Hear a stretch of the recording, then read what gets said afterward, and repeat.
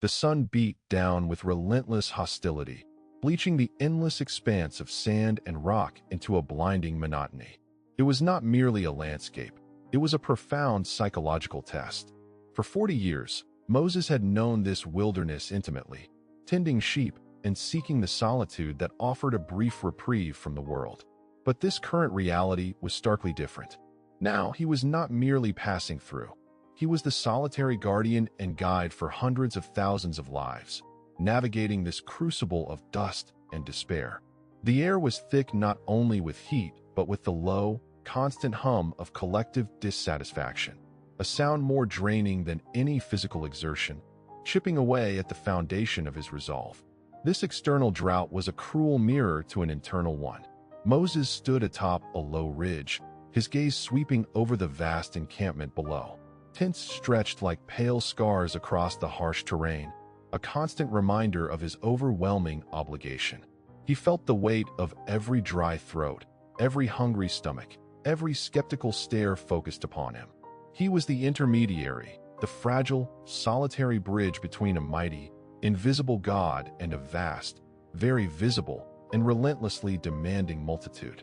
This unique, existential burden pressed down upon his spirit, curdling his initial zeal into a heavy, metallic taste of fear and self-doubt. The anxiety that gripped him was complex, born not of inherent weakness, but of crippling responsibility. It manifested in cold, swift darts of doubt that pierced the quiet of his contemplation. What if I fail them? What if the next spring is dry, and the people, justly desperate, turn against me? The majestic miracles of the Exodus, the 10 plagues, the earth-shattering moment at the Red Sea, felt distant, historical events belonging to a different, stronger version of himself. Here, now, facing the endless, grinding logistical nightmare of basic daily survival, the divine power seemed abstract, while the physical need of the people was brutally and immediately apparent. He was leading a generation forged in slavery, inherently distrustful, prone to turning back toward the known evils of Egyptian bondage rather than forward into the terrifying uncertainty of the Promised Land. Many felt this way, lost in their own deserts, the desolate landscape of a strained relationship, the endless horizon of financial worry, the suffocating isolation of emotional depletion. Like Moses, they were tasked with leading, whether a family, a demanding career, or simply their own fractured journey toward wellness, and the energy required seemed to vanish instantly into the thirsty ground. The true danger of this particular desert experience was not the physical hardship alone. It was the slow, insidious erosion of confidence, the quiet inner voice suggesting that the task assigned was fundamentally greater than the strength and wisdom provided. Moses recalled the moment of his original calling, the strange fire of the bush, the voice that shook the very ground of his being. Yet, even that glorious memory was now tempered by the realization that divine appointment did not offer immunity from human strain or the exhausting reality of sustained leadership. He had crossed the threshold from shepherd to divinely appointed deliverer, but the true, grueling adventure had only just begun. He was desperate for clarity, for a sign that transcended the daily churn of complaints, murmuring, and logistical demands. He needed not merely another miracle for the masses, but a profound renewal of faith for himself, a complete re-anchoring in the certainty of the divine presence that had initially placed this seemingly impossible mission upon his shoulders. This journey ahead would trace the agonizing, yet ultimately triumphant, path of a leader learning that true strength lay not in attempting to master the physical desert, but in trusting the unwavering power that governs its very existence. This fundamental internal pivot, from crippling self-reliance to absolute dependence on the unseen, was the true exodus Moses himself had yet to complete. The atmosphere changed from weary resignation to volatile, palpable rage.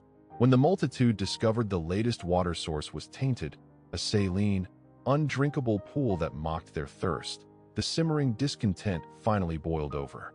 They had not only run out of supplies, but had exhausted their emotional reservoir of patience. Instead of appealing to the divine source that had delivered them, the people turned their collective bitterness upon the one visible authority, Moses. They did not just complain. They accosted him with brutal, personal accusations, asserting that he had deliberately lured them into the arid wasteland for the sole purpose of orchestrating their slow demise. This level of intense, localized hostility struck Moses with the force of a physical blow. It was one thing to absorb the generalized murmuring of a vast crowd. It was entirely another to be confronted by the raw, calcified ingratitude of individuals whose freedom had been purchased through a succession of unprecedented miracles. A profound, debilitating fatigue settled upon him. He retreated not just physically, but spiritually, withdrawing into a deep corner of his tent where the sound of the encampment was muffled. The mission, once a blazing certainty, now felt like an unbearable yoke, a cosmic joke played upon a man who simply desired quiet solitude. He wrestled with the crushing impulse to relinquish the burden entirely, to simply walk away and dissolve back into the Midianite hills he knew so well. He argued silently with the heavens. This task is unsustainable. These people are untamable. I was chosen to lead lambs, but I have been given wolves. This inner dialogue constituted the truest refusal of the call. He was paralyzed by the stark reality that his own human capacity was demonstrably insufficient to satisfy the endless demands of the newly liberated slaves, who seemed to measure success only in the immediate fulfillment of physical comforts. This spiritual paralysis was the desert's most cunning trap, a test of whether divine instruction could survive profound human disillusionment. However, in the depths of this despair, a memory surfaced, a reservoir of wisdom drawn from his years under the mentorship of Jethro, the priest of Midian. Jethro had not only taught him the movements of the flock and the secrets of the parched land, but had emphasized the principle of structured resilience. He recalled a vital lesson concerning the sustainability of leadership, that no single vessel could contain the spiritual and administrative needs of a community this size. Jethro's counsel had illuminated the folly of attempting to be the sole judge, the sole provider, and the sole emotional anchor for an entire nation. This recollection, the memory of measured, organizational wisdom, acted as the crucial meeting with the mentor, galvanizing Moses out of his despondency.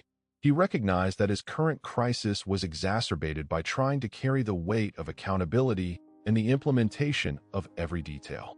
The true path forward was not about commanding the desert to yield, but about creating a human structure that could absorb the shocks of communal anxiety and efficiently channel divine provision. The revelation was subtle yet powerful. The divine plan required human organization as much as it required miracles. Consequently, Moses recognized that the test was shifting. It was no longer simply about facing Pharaoh or parting the sea. It was about designing systems for endurance, delegating authority to trustworthy allies, and focusing his unique spiritual bandwidth solely on communication with the Almighty. This psychological pivot was essential. He understood that faith was not passive waiting. It was active implementation of wisdom, even in the most hostile environments. He had to cross a new threshold, the boundary between raw spiritual experience and disciplined, sustainable governance. He began to visualize the framework of judges and leaders who would stand between him and the constant roar of the crowd, allowing him the necessary spiritual space to continue receiving and conveying the true word. Suddenly, the landscape was torn by something far more immediate and terrifying than thirst or internal dissent. They were ambushed. The attack came not from the front, where the path was clear, but from the shadow of the dunes, a swift, predatory assault launched by the Amalekites, who struck with ruthless efficiency at the vulnerable rear, the sick, the elderly, and the weary stragglers. The sounds of war, the piercing cries, the scrape of iron against stone, the unexpected brutality of seasoned desert marauders, shattered the fragile sense of security the Israelites had managed to cultivate. This external peril, aimed at annihilating the weakest among them, forced Moses to confront a stark truth. The journey was not just a test of endurance, but an act of sustained conflict against the hostile world. The assault presented a unique crisis. The people needed military action, yet their army was an unorganized cohort of former slaves. Moses recognized this pivotal moment as the true commitment, the definitive step across the threshold into perpetual spiritual warfare. His former life as a shepherd and his brief tenure as a political negotiator had not prepared him for this role, but the divine command had. He swiftly delegated the tactical responsibility to Joshua, a young man demonstrating raw courage, instructing him to assemble a fighting force. However, Moses knew the outcome would not be determined by the strength of Joshua's sword arm. He took Aaron and Hur and ascended the highest vantage point overlooking the valley where the battle was now joined, understanding that his place was not in the fray, but above it, acting as the conduit for victory. The true insight into divine intervention unfolded on that solitary hilltop. As the fighting surged below, Moses raised the staff of God above his head. In the valley, immediately, the tide of the battle shifted. Israel pressed forward, gaining ground with an inexplicable energy.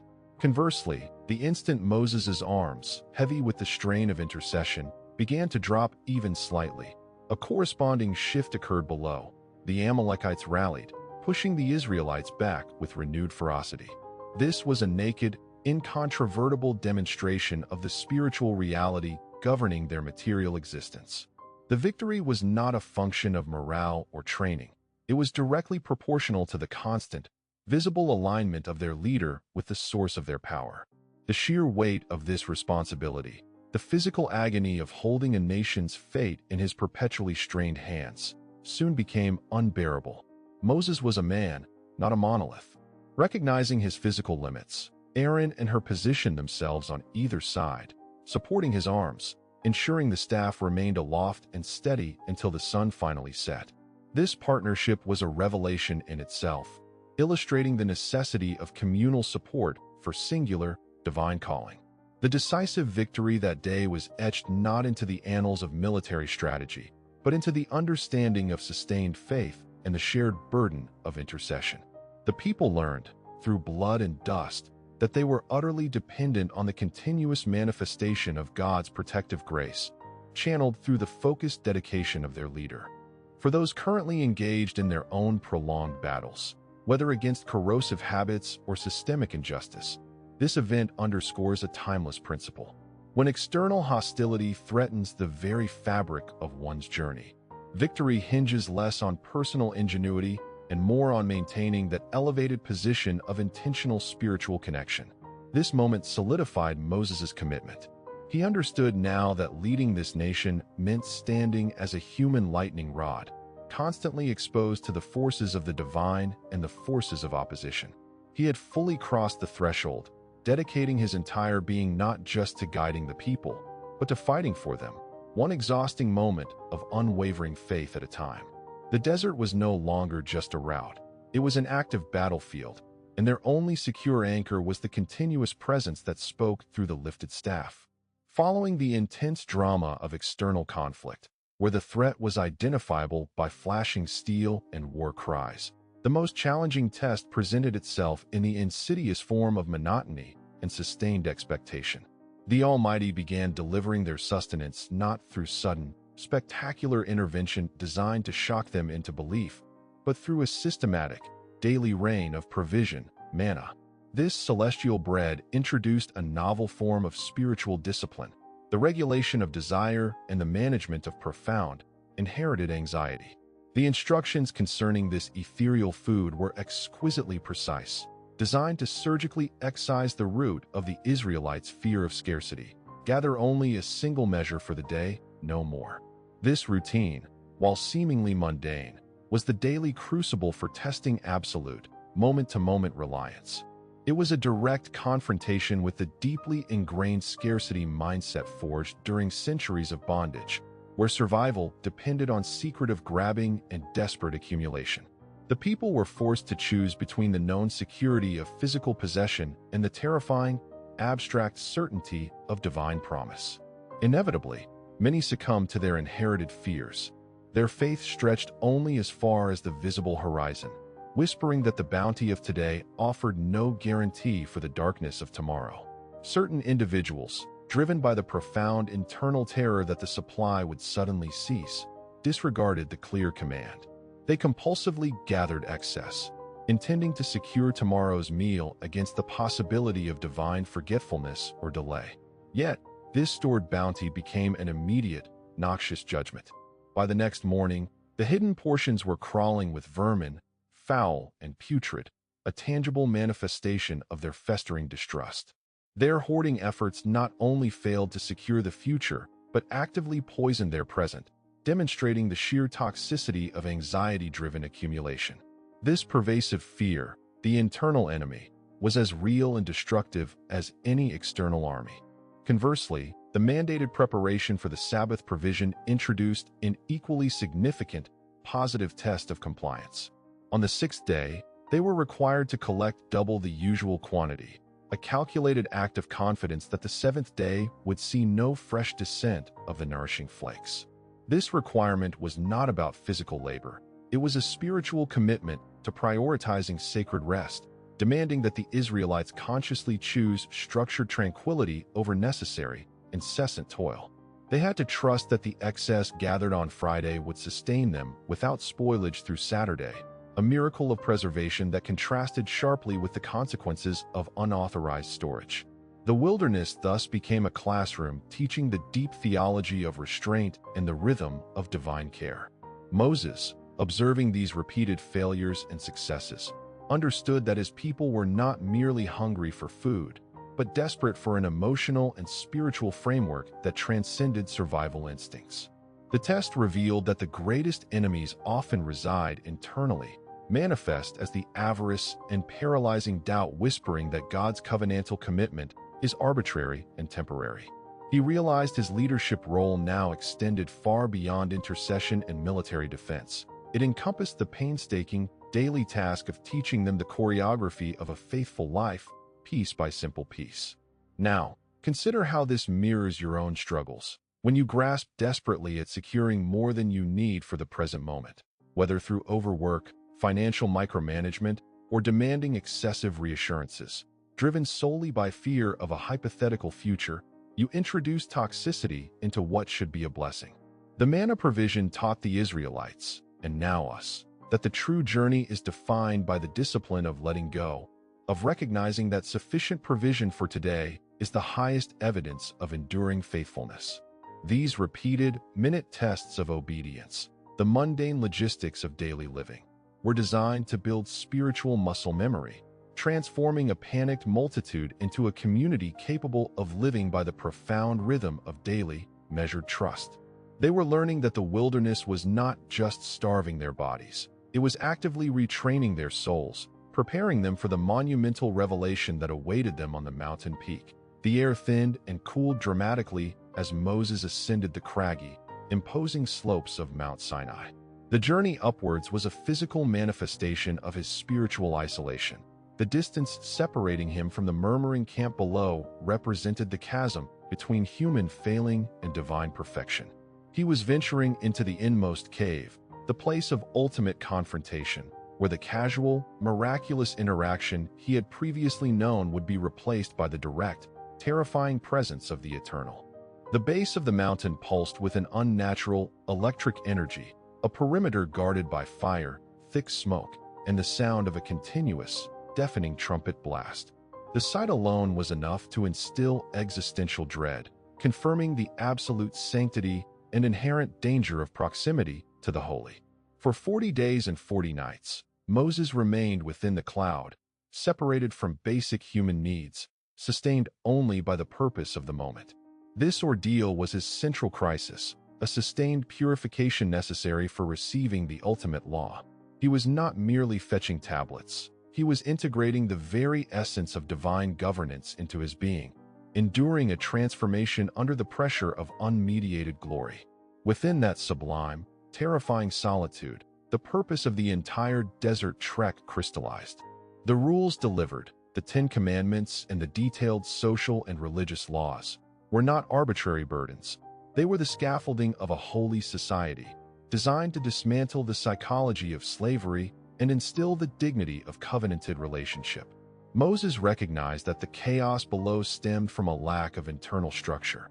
The people feared the future because they had no moral compass, only reactive desires. The law was the seizing the sword, the invaluable spiritual weapon that would allow the Israelites to govern themselves justly and thus secure their identity as a distinct, sacred nation. However, as Moses prepared to descend, clutching the tablets etched by the finger of God, the ultimate test of leadership unexpectedly struck. From the mountaintop, he witnessed a grotesque spectacle unfolding below. The people, utterly devoid of patience and certainty, had abandoned their reliance on the unseen God for the visible idolatry of a golden calf. They were dancing in reckless abandon around a crude, fabricated deity, attributing their deliverance not to the Almighty, but to a molten image fashioned by Aaron's hands. This realization did not bring calm knowledge. It ignited a righteous fury so intense it threatened to consume him. The horror was multifaceted.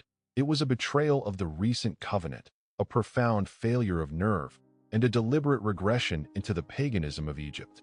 The weight of his 40 days of fasting and transformative encounter was instantly juxtaposed against this depraved reality. In that moment of absolute disillusionment, God's wrath flared, threatening to annihilate the faithless multitude and start a new lineage through Moses alone. This was the ultimate ordeal. Moses had to stand between divine justice and human sin, facing not just the spiritual death of the nation, but the agonizing temptation of self-aggrandizement, the offer of replacing Israel with his own pure progeny. He rejected the singular, easy path to personal glory. Moses threw himself into intercession, pleading not based on the people's merit, which was non-existent, but based solely on God's own reputation and covenant promises to Abraham, Isaac, and Jacob. His argument was a profound act of self-sacrifice, prioritizing the collective destiny of the people over his own unique opportunity. This reward, the preservation of the covenant, was harder won than any tablets of stone. It confirmed that Moses' true strength lay not in command, but in his willingness to suffer the burden of mediation and choose redemption over deserved condemnation. Descending into the chaos, he smashed the physical tablets, a stark, dramatic symbol that the covenant, once given, had already been violently broken by the recipient. The immediate aftermath of the golden calf incident was a cataclysm of spiritual and civil disruption. The broken tablets lay scattered at the foot of the mountain, mirroring the fractured state of the community's relationship with the divine. Moses moved through the desecrated camp not as a victorious hero returning with a prize, but as a stern, heartbroken physician tasked with cauterizing a rampant spiritual infection. The cleansing was brutal, requiring a severe restoration of order where idolatry and moral laxity had taken root. The focus shifted from celestial lawgiving to the arduous, practical work of repentance and reconstruction.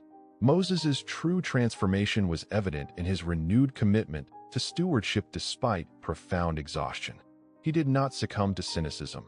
Instead, he embraced the reality that leadership meant persistent, often painful, discipleship. He oversaw the crushing of the calf, forcing the people to drink the bitter remnants, a physical swallowing of the consequences of their sin, a tangible reminder of the toxicity of their false worship. Furthermore, he instituted a significant, symbolic physical separation. He moved the tent of meeting, the provisional tabernacle, outside the main camp. This physical removal served as a stark denunciation of the people's recent apostasy, forcing anyone who sought contact with the Almighty, anyone seeking guidance, healing, or forgiveness, to walk the humbling distance away from the comfort and chaos of the settlement. This road back was characterized by a daily pilgrimage of public acknowledgement of their collective failure. Yet, this isolation was also where Moses' intimacy with God deepened exponentially. The narrative pivots to a profound personal dialogue, where Moses dared to request the ultimate reassurance. He asked to see the divine glory itself. While fully witnessing the essence of the Almighty remained impossible, Moses was granted an experience of passing goodness, a veiled revelation where the very characteristics of divine compassion, grace, and slow-to-anger mercy were proclaimed. This encounter was the foundation of his enduring strength, confirming that the God who demands holiness is fundamentally a God of infinite, patient redemption. This deepened relationship transformed Moses' authority. When he descended the mountain the second time, bearing the new set of handwritten tablets, a sign of God's willingness to recommit despite human failure, his face literally radiated a tangible, undeniable aura of divine light. This physical manifestation of glory was so intense that the people could not bear to look upon him directly. Moses had to veil his face. This necessity of the veil symbolized the permanent change wrought by the ordeal. He was no longer merely a spokesperson. He was a mediator whose very physical presence reflected the transformative power of prolonged communion with the holy. The aftermath of this trial, therefore, was marked by spiritual growth and practical reestablishment. The lesson absorbed was that divine grace is renewed not through exemption from consequences, but through the rigorous process of confessing failure, restoring moral structure, and persistently seeking reconciliation. The anxiety that had initially plagued Moses, the fear of not being worthy or sufficient, was finally conquered by the irrefutable evidence of God's steadfast goodness. The spiritual intensity of the experience cemented his resolve, confirming that his sufficiency was not inherent, but derived entirely from the power that resided with him, perpetually renewed at the tent of meeting, far outside the noise of the anxious crowd. The enduring legacy of Moses' leadership in the wilderness transcends the miraculous acts and the establishment of the law. It resides in the profound shift from anxiety-driven action to faith-anchored endurance. The period following the covenant renewal was characterized by the slow, painful work of guiding a redeemed, yet frequently recalcitrant, nation toward maturity. Moses became the living testament to the possibility of sustained faithfulness despite overwhelming evidence to the contrary. His final test, the resurrection moment, was not a singular, dramatic confrontation, but a lifetime of patient mediation culminating in his own failure to fully achieve the promised physical rest. Near the end of the 40 years, confronted once again by the people's chronic complaints about thirst at Meribah, Moses, weary and momentarily exasperated, struck the rock twice instead of speaking to it as commanded. This single act of frustrated disobedience, of briefly substituting human passion for divine instruction, sealed his destiny. He would see the promised land, but he would not enter it. This consequential limitation was the ultimate, sobering lesson. Even the greatest among the faithful are bound by the principle of obedience. Yet, this restriction did not diminish his spiritual authority. Rather, it underscored the divine standard of holiness and the persistent need for mediation. This final failure paradoxically intensified his legacy, cementing the truth that perfect obedience is unattainable by human effort alone, thereby pointing forward to the need for a perfect, ultimate mediator. Before his ascent of Mount Nebo, where he would finally view the land he had spent a lifetime striving toward, Moses delivered a powerful farewell, a recapitulation of the entire journey.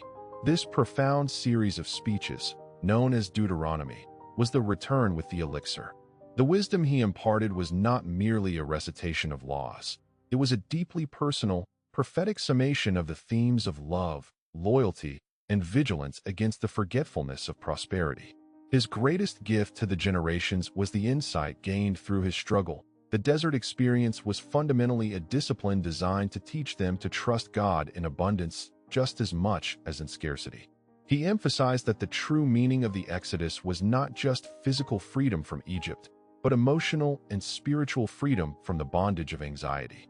The years of wandering, full of mistakes, murmuring, and miracles, had been necessary to forge a people who understood the devastating consequence of doubt and the liberating power of covenantal love. Moses' final view from Nebo was a moment of supreme triumph mixed with acceptance. He saw the fulfilled promise, not through his own entry, but through the enduring faith he had fostered in the generation prepared to cross the Jordan. Moses bequeathed a legacy centered on unwavering hope and resilience. He taught that the internal desert, that place of crippling doubt, overwhelming pressure, and fear of failure, is precisely where the transformative encounter with the divine occurs. The anxiety he battled was the human cost of mediating between the infinite and the finite, but his ultimate victory lay in his persistence. He returned not with physical wealth, but with the elixir of sustained faith, the knowledge that true leadership, whether of a nation or one's own life, demands constant reliance on a power that is infinitely greater, more patient, and more faithful than any human effort. His story assures all who struggle in their own deserts that the way through is paved with obedience, intercession, and the constant commitment to look beyond the immediate moment of fear toward the enduring promise. All at once, the The monotonous rhythm of the march was violently disrupted. The sheer scale of the desert journey had already frayed the nerves of the multitude, but the threat they now faced was not atmospheric. It was immediate and lethal. They were ambushed by the Amalekites, desert marauders who specialized in swift, surgical cruelty, striking specifically at the vulnerable flanks of the weary travelers, the elderly, the infirm, and those slowed by the harsh terrain. This aggression transformed the Exodus from a slow pilgrimage into an abrupt, existential struggle for survival, demanding a confrontation that purely logistical planning could never accommodate. Moses recognized the gravity of this turning point. He understood that the people, having just escaped the structured violence of Pharaoh, needed military leadership, yet their fighting force was an untrained, loosely organized gathering of former slaves. He swiftly entrusted the ground command to Joshua, a capable and courageous young man, instructing him to assemble a tactical defense force. However, Moses knew the true battle would not be won by the sharpness of their swords. It was a test of divine patronage against relentless, worldly hostility. It was time to cross the final, crucial threshold, accepting the role not just as a guide or lawgiver, but as the enduring, physical conduit of spiritual warfare. Ascending a nearby summit with Aaron and Hur, Moses positioned himself where he could overlook the chaotic, sprawling valley battle below. His action was symbolic but fundamentally powerful. He raised the staff of the Almighty above his head, transforming a simple shepherd's tool into a visible, unwavering antenna connecting heaven to the earthly fray. It was here, on that sun-scorched height, that the hidden mechanics of divine intervention became shockingly transparent. When Moses held the staff aloft, the Israelites below surged forward with inexplicable, superior strength, pushing back the experienced Amalekite warriors. Conversely, the moment his arms, heavy with the strain of this unnatural posture, began to lower even slightly, the enemy rallied instantly, driving the disheartened Israelites backward. This struggle was a profound revelation, stripping away all illusions of self-sufficiency. Victory was demonstrated not as a consequence of inherent martial skill or morale, but as a direct, physical reflection of sustained spiritual positioning. The physical agony in Moses' shoulders was the material manifestation of the weight of intercession, the cost of channeling immense, perpetual power through fragile, human muscle and bone. Building on this insight, the role of his companions became indispensable. When Moses' strength failed, as human strength inevitably does under such duress, Aaron and Hur acted as the necessary scaffold for his calling. They did not take the staff, they simply anchored Moses himself, holding his arms steady, one on each side, ensuring the connection remained unbroken until the sun finally dipped below the horizon, signaling the complete rout of the enemy. This communal support underscored a vital spiritual truth. Even the most solitary leader requires allies to sustain the arduous posture of faith. The victory was a collective achievement, dependent upon delegation, physical support, and the leader's unflinching commitment to the high place. Consequently, Moses descended from that mountain forever changed. He had moved past the anxieties concerning logistical failure and personal worthiness. He realized that the desert was not merely designed to stress his own capacity, but to constantly necessitate divine intervention, and that his primary duty was to maintain the state of readiness, the alignment necessary for that power to flow. He learned that the journey to freedom requires persistent engagement in spiritual conflict, and that the success of the endeavor rests not upon the fleeting energy of man, but on the unwavering consistency of the connection he was tasked to uphold. Now, consider how this applies when you face a challenge that demands continuous, exhausting commitment. The victory often hinges less on your strategy and more on your refusal to let your hands drop, and the willingness to accept the support of those God has placed beside you to keep your posture steady. This definitive commitment to being the spiritual anchor marked his true crossing into the unforgiving landscape of sustained, covenantal leadership. The relentless path eventually led the vast encampment to a precipice, Kadesh Barnea, the very threshold of the territory promised by the Almighty. This moment was designed as a definitive psychological test, a point where belief was required to supersede sight. The immediate challenge was not logistical survival within the arid expanse, which had become their routine, but rather the courage to proceed into the unknown vibrancy of inhabited lands. To manage this pivotal transition, Moses, acting upon divine instruction, commissioned a contingent of 12 trusted leaders, one from each tribe, to scout the terrain ahead. Their task was simple yet monumental: gather reconnaissance regarding the landscape, the agricultural yield, and, most critically, the inherent strength of the peoples occupying the territory. During the 40 days of this delicate intelligence mission, the main body of Israel waited, suspended between monumental expectation and creeping apprehension. They needed assurance that the incredible hardships endured, the scorching marches, the collective anxieties, the repeated trials of faith, were genuinely leading them to a land worthy of such immense sacrifice. When the 12 emissaries finally returned, their physical burdens were lightened, yet the spiritual burden they carried was catastrophic. They produced tangible proof of the land's fertility, enormous clusters of grapes and pomegranates that testified to its undeniable abundance. However, the narrative immediately fragmented. 10 of the spies, overwhelmed by their visual assessment, prioritized fear over evidence. They painted a vivid, terrifying picture of insurmountable obstacles, towering, heavily fortified cities whose walls seemed to pierce the sky, and massive, intimidating occupants, the formidable Anakim, whom they described with debilitating conviction as giants. They confessed to feeling insignificant, like grasshoppers in the shadow of true power. This perspective was infectious, instantly nullifying the hope ignited by the rich produce. The collective perception of the majority, driven by human metrics of warfare and security, crushed the divine promise under the weight of realistic pessimism. Conversely, two figures stood apart from this tide of terror. Joshua and Caleb, having viewed the same walls and the same giants, offered a profound moral contrast. They possessed a clarity of vision that recognized the physical challenges, but vehemently insisted that the superiority of their divine commander rendered all human defenses irrelevant. They understood that the Anakim were merely a test of faith, not a genuine barrier. Their confidence, however, was violently rejected. The community, exhausted by years of wandering and psychologically primed for failure, found the counsel of fear far more compelling than the rigorous optimism of faith. Consequently, the entire encampment erupted into a collective frenzy of panic and insurrection. The people wept all night, their lamentations rooted in a profound betrayal of trust, bitterly demanding why they had been liberated only to face certain annihilation. Their immediate, damning response was not to challenge the enemy, but to abandon the divine mission entirely. They plotted a complete spiritual and physical reversal, conspiring to stone Joshua and Caleb, the voices of fidelity, and appoint a new leader who would guide them back through the desert to the perceived, perverse security of Egyptian bondage.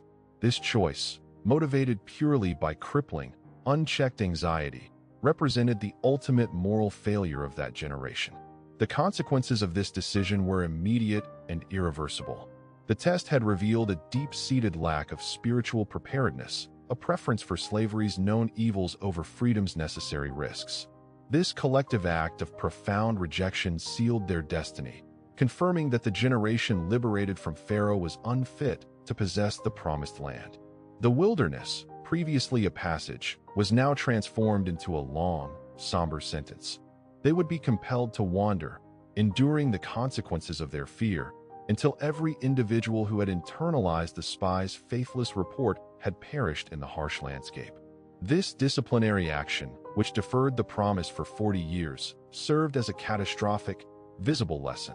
The greatest external threats often pale in comparison to the destructive power of internal, fear-fueled doubt and the profound consequences of prioritizing human fear over divine mandate.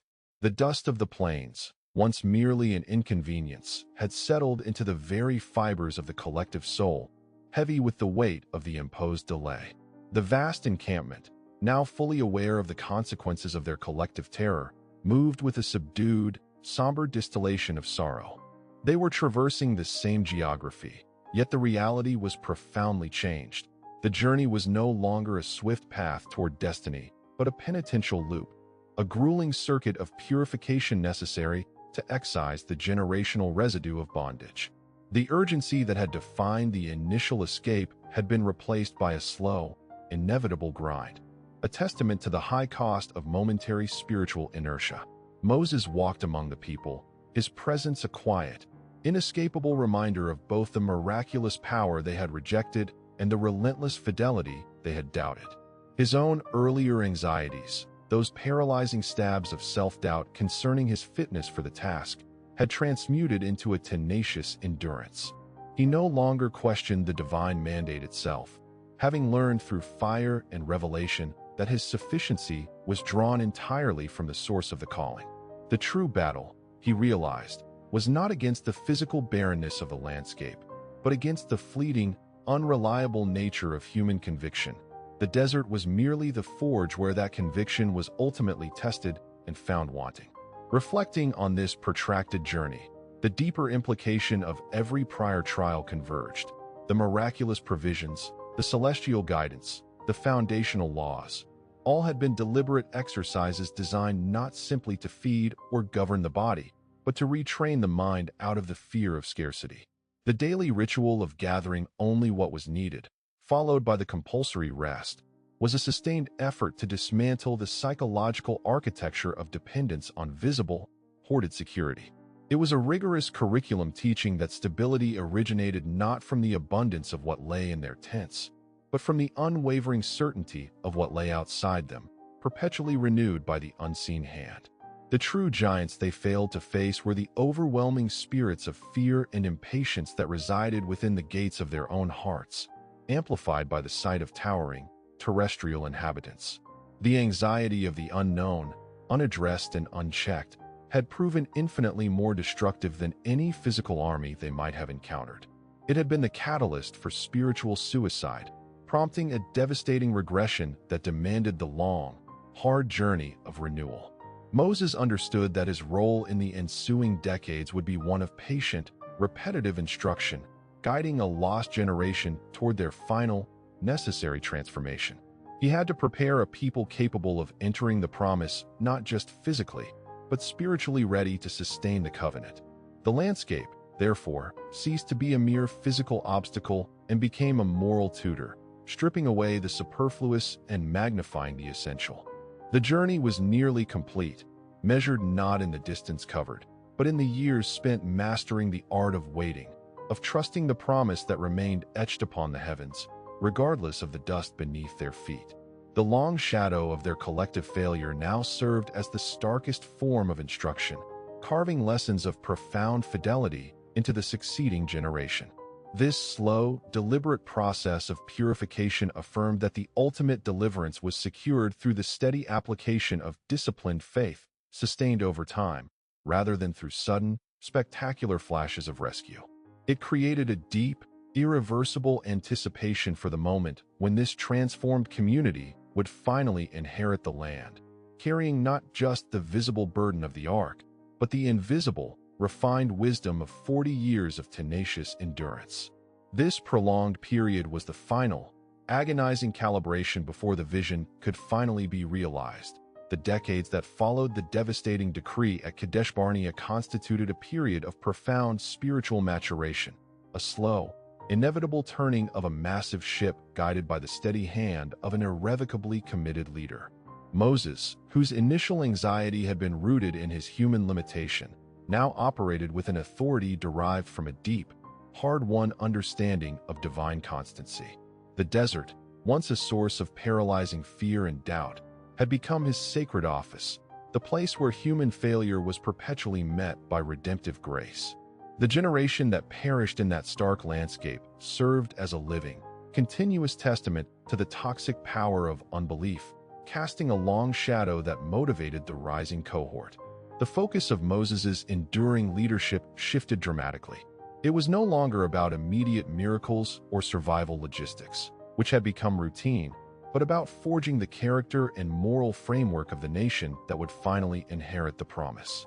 He had transcended the initial fear of disappointing the people. His concern was now entirely fixed on ensuring the people did not ultimately disappoint the covenant. His greatest contribution during these long, silent years was the systematic, tireless education of the new generation, the articulation and codification of the law, meticulously detailing the requirements for sustaining a sacred society. This long, quiet commitment culminated in the final assemblies on the plains of Moab, a sacred and significant waypoint before the ultimate crossing. Here, Moses delivered his profound valedictory addresses, a spiritual summation and exhortation that would become the lasting elixir for the fledgling nation. He revisited the entire arduous journey, not to simply recount history, but to distill its essence, the trials, the revelations, and the devastating consequences of repeated doubt. His message was not one of triumphalism, but of sober remembrance, highlighting that every hardship, from the bitter waters of Mara to the brazen serpent, had been part of a meticulously designed, rigorous curriculum. He taught them that the anxiety inherent in the human condition, the fear of scarcity, the dread of the unknown, could only be fully vanquished by the absolute, lived experience of divine sufficiency. The true legacy he sought to impart was the understanding that they were about to enter a land where reliance on God would be tested not by absence, but by abundance.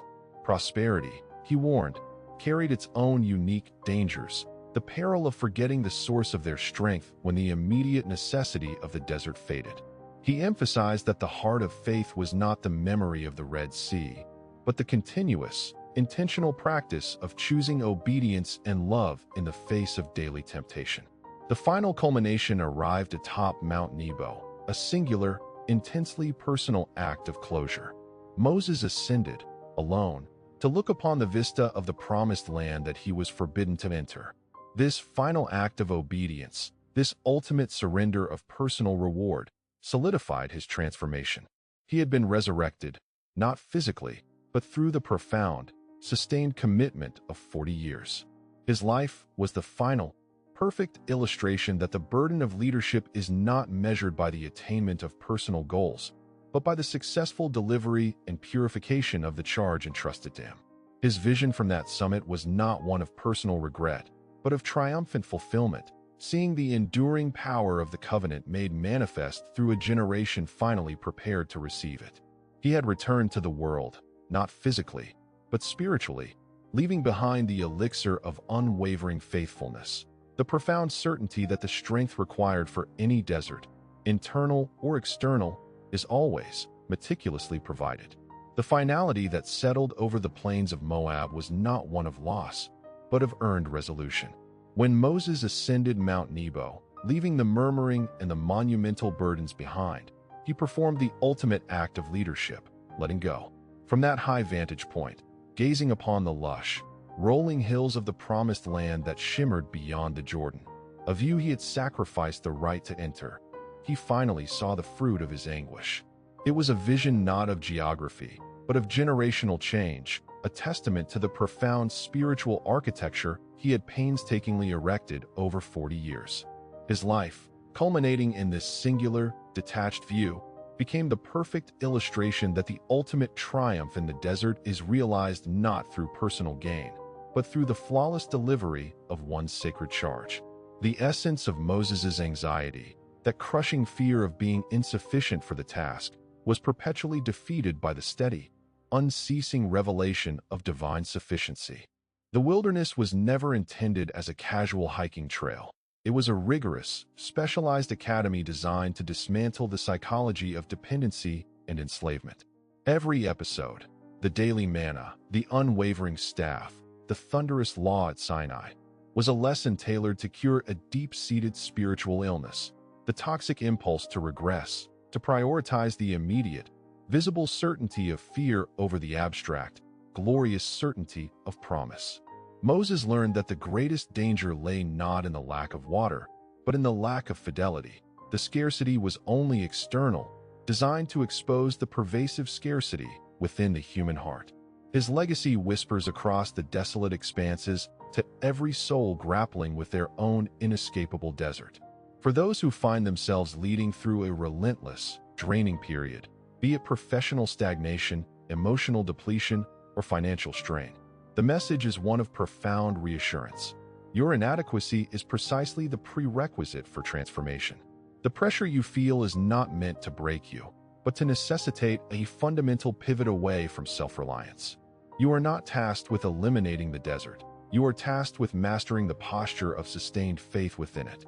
Like Moses, you must find your own high place, guarded by allies who hold your arms steady, recognizing that the strength to keep going is an energy channeled from beyond, not stored within. The greatest gift Moses left behind was the realization that the desert is not merely an unfortunate chapter to be rushed through, but the very crucible of character. It is the place where fear, when faced and countered by intentional trust, is converted into enduring resilience. The final, precious elixir of this long journey is the deep, comforting certainty that the divine presence that initiated the call, the power that shook the mountain, parted the water, and fed the masses, remains inextricably linked to the one who said yes. Therefore, let the vastness of your current challenge serve as the profound evidence of the magnitude of the commitment made to you. The path through the anxiety of responsibility is paved not with instant relief, but with the measured, daily discipline of the manna, taking only what is needed for today, trusting implicitly that the provision for tomorrow will be renewed.